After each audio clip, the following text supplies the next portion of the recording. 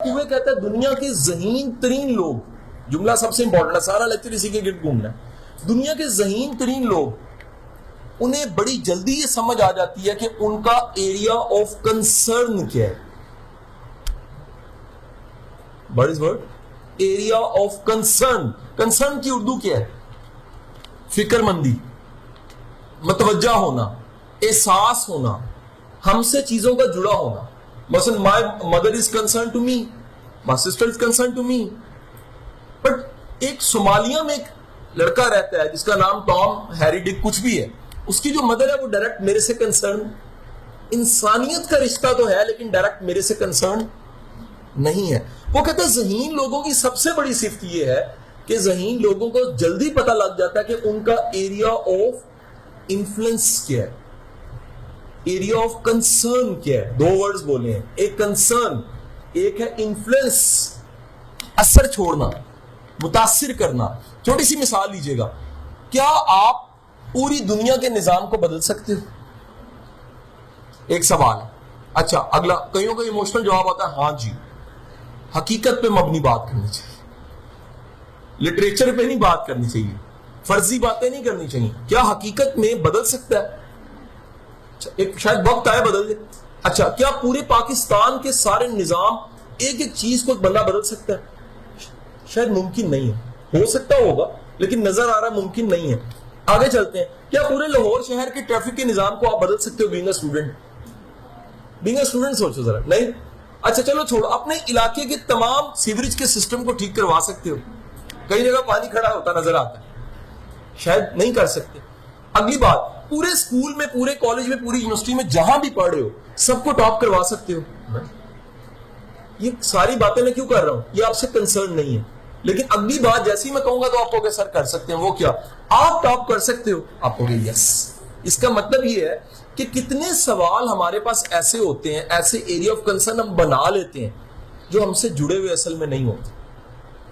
ایک کہانی سنیے گا، آپ کو آج کل سارا لیکچر اس کہانی میں سمجھ آ جائے. بڑی پرانی کہانی.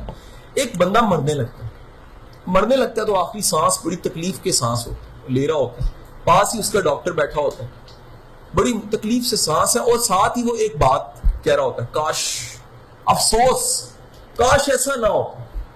وہ ڈاکٹر جو ان سے ہے اس کے کندھے پہ ہاتھ رکھ کے کہتا ہے کہ کلمہ پڑھو بھائی، دنیا سے جانے لگے ہو، یہ کاش کاش کیوں کر رہے ہو؟ کہتا ہے مجھے ایک بات یاد آ رہی ہے. کیا بات یاد آ رہی؟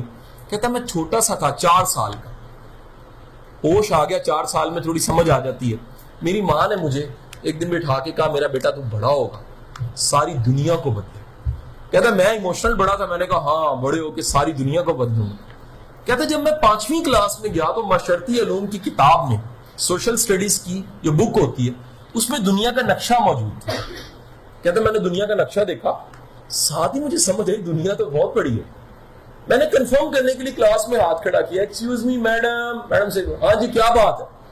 میڈم دنیا کتنی بڑی ہے؟ دنیا بہت بڑی ہے بیٹا.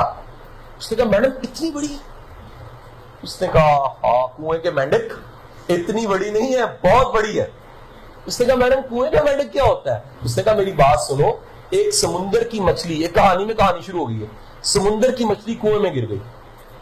وہاں پر ایک کنویں کا مینڈک تھا جو کئی سالوں سے رہ رہا تھا. وہ مچھلی نے آ کے کہا اتنی چھوٹی جگہ، اتنی تنگی والی جگہ، تھوڑا سا پانی. اس نے ساتھ ہی جو ان سے نا مینڈک نے سنا تو اس نے کہا تم کہاں سے آئی ہو؟ اس نے کہا سمندر سے. اس نے کہا سمندر کتنا بڑا ہوتا ہے؟ اس کا بہت بڑا ہوتا ہے. تو مینڈک نے ہاتھ ایسے کر کے کہا اتنا بڑا ہوتا ہے؟ اس نے کہا نہیں اتنا نہیں، اس سے بھی بڑا ہوتا ہے. اس نے ایسے پھلا کے اپنے آپ کو اتنا بڑا ہوتا ہے، اس سے بھی بڑا ہوتا ہے. اس نے کہا یہ کنویں کی دیواروں اتنا بڑا ہوتا ہے؟ اس نے کہا نہیں، سمندر اس میں لاکھوں کروڑوں کنویں آ سکتے ہیں. اس نے کہا ہو تو مجھے کیوں نہیں لگ رہا کہ اتنا بڑا ہوتا ہے؟ اس نے کہا کیونکہ تم کنویں کے مینڈک ہو.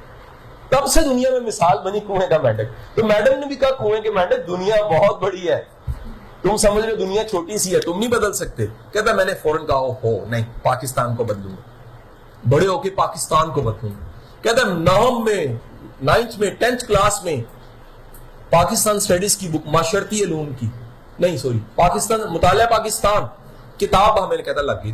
کہتا اس میں پاکستان کا نقشہ دیکھا، میں نے ٹیچر سے کہا ٹیچر ایکسکیوز می، اب کوسچن. سر نے کہا ہاں بیٹا کیا سوال ہے؟ کہتا ہے پاکستان کتنا بڑا ہے؟ کہتا بہت بڑا ہے. کہتا ہے یہ ہمارے اسکول جتنا بڑا ہے؟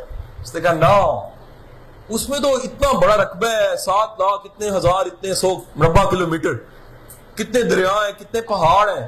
اس نے کہا اوہ پاکستان میں نہیں بدل سکتا. کہتا ہے کالج لائف سٹارٹ ہوئی، میں نے کہا میں اپنے لاہور شہر کو بدلوں گا. نیا نئے کالج جانا شروع ہوا، وارڈنز کو سمجھانا شروع کیا بھائی ٹریفک صحیح کرو، اپلیکیشنز دینی شروع کی، ڈی سی آفس نظام ٹھیک کریں، اسٹریٹ لائٹس لگوائیں. کہتا کچھ نہیں بدلا. کہتا یونیورسٹی لائف میں چلا گیا تو میں نے کہا چلو اپنے علاقے کو بدلتا.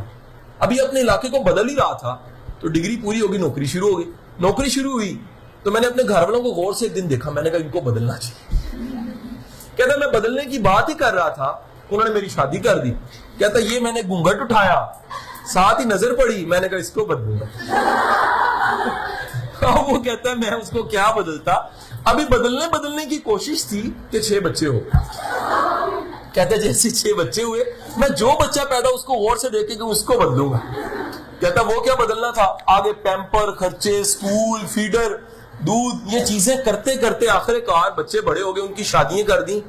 آج کہتا ہے میں مرنے لگا ہوں. کہتا ہے میں سوچ رہا ہوں کاش میں خود کو بدلتا.